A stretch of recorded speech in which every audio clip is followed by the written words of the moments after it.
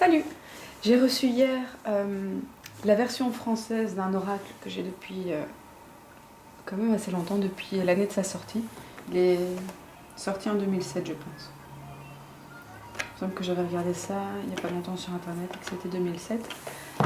Et que j'adore depuis bien longtemps. Et donc il a été publié en français, je ne le savais pas, et dès que je l'ai su, je l'ai commandé. Et en fait, pourquoi je l'ai commandé en français? Bon, l'histoire est un petit peu longue. Disons que moi, la version que j'ai, c'est la première version de ce jeu. Or, il en existe deux versions. Le problème de ce jeu, en fait, je vais vous le montrer, c'est les cartes qu'on appelle des marqueurs. Voilà, celle-ci. Et on a toute une série de cartes. Vous voyez, il y en a quand même pas mal.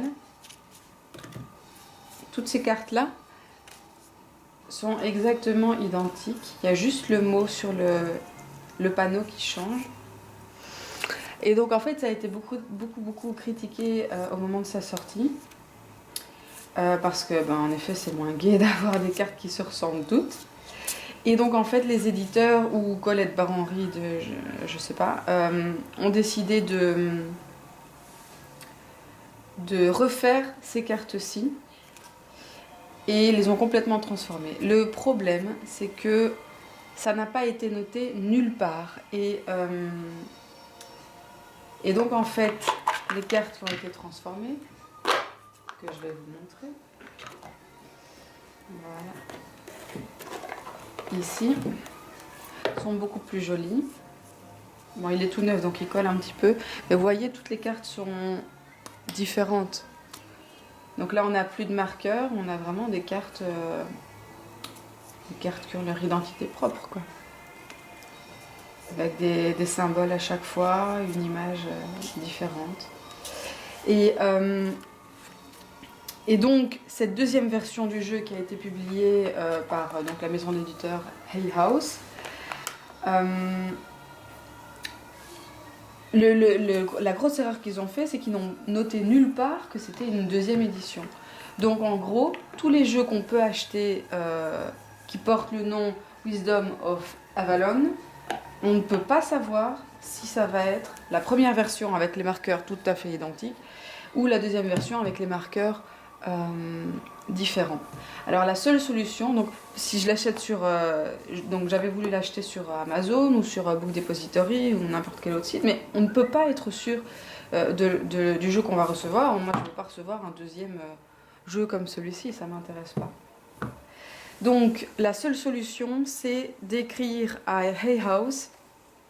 J'ai eu un échange de quand même pas mal de mails avec une des responsables de Hay House pour essayer de comprendre pourquoi est-ce qu'ils n'avaient pas simplement ne fût-ce que modifier la date pour qu'on sache quel jeu on achète. Ils sont au courant de rien, ils savent pas, donc c'est... Faudrait peut-être écrire directement à Colette Baron-Reed, mais je sais même pas si elle le sait elle-même. Enfin, ça c'est vraiment un gros foirage au niveau de l'édition, quoi.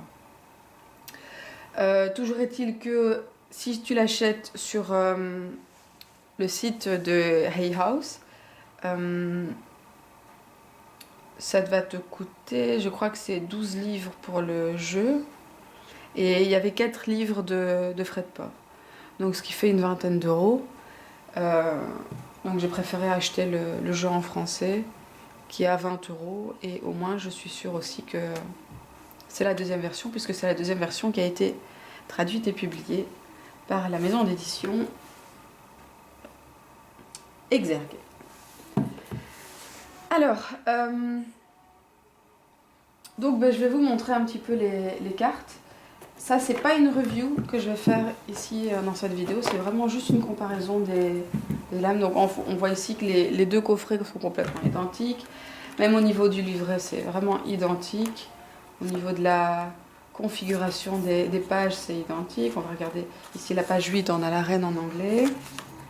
Ici à la page 8, on n'a pas la reine. Ah oui, donc c'est sur la page à côté. Mais c'est exactement la même configuration. J'ai vérifié la traduction pour plusieurs lames et c'est vraiment super correct. Il n'y a rien qui a été inventé ou qui a été complètement modifié. Donc l'essence est là. Au niveau des lames, oups, ah. Ouf. Alors au niveau des lames, c'est exactement la même chose aussi. Donc les traductions sont tout à fait correctes.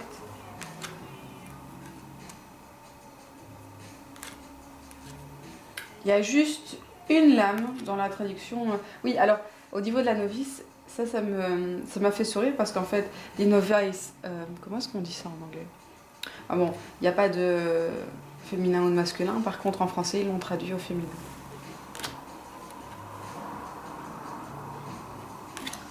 Voilà. Vous voyez, c'est complètement identique. Hein. Et ici, on a des animaux, bref.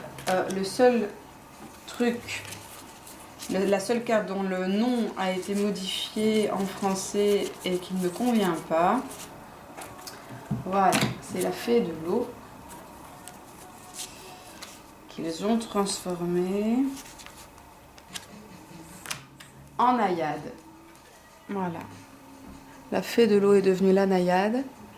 Et bon, dans l'absolu, ça ne me dérangerait pas, mais ce qui fait cloche, c'est qu'en fait, toutes les autres fées, c'est la fée de la terre, la fée du vent, la fée du feu, et on a la naïade. Et ça fait bizarre, quoi, je trouve. Ça aurait été mieux d'avoir une unité dans les noms des fées et de garder la fée de l'eau, quoi.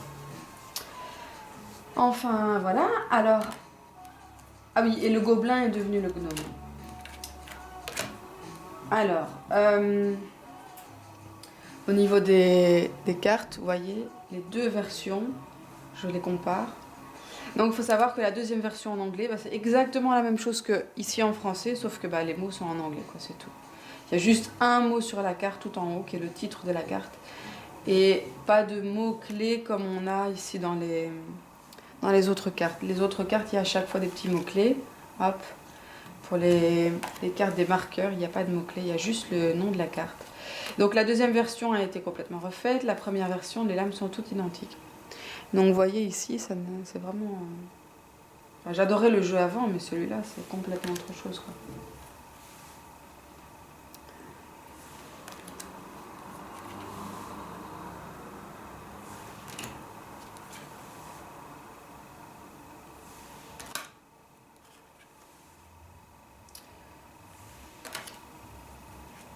Alors je ferai une vidéo de review sur ce jeu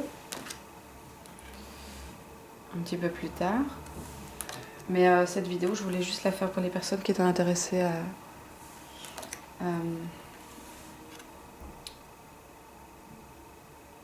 et qui voulaient acheter ce jeu, pour montrer les différences entre les deux versions.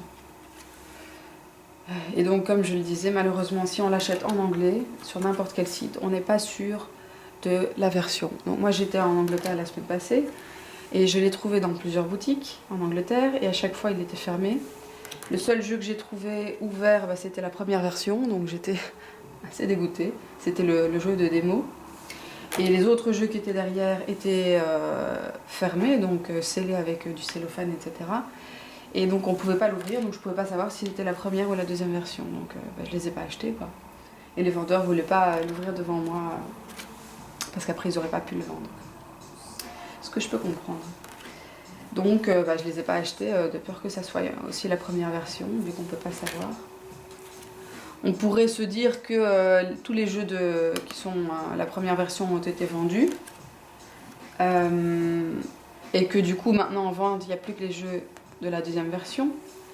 Mais on ne peut pas savoir si les lames ont été mélangées, les jeux ont été mélangés ou pas, étant donné que la boîte est complètement identique et que la date d'édition n'a pas été changée. Alors ici, la carte du mystère, je trouve ça intéressant, c'est la seule qu'ils ont gardée plus ou moins semblable à la première version. Voilà. Donc la première version c'est celle-ci, la deuxième version c'est celle-là. Voilà.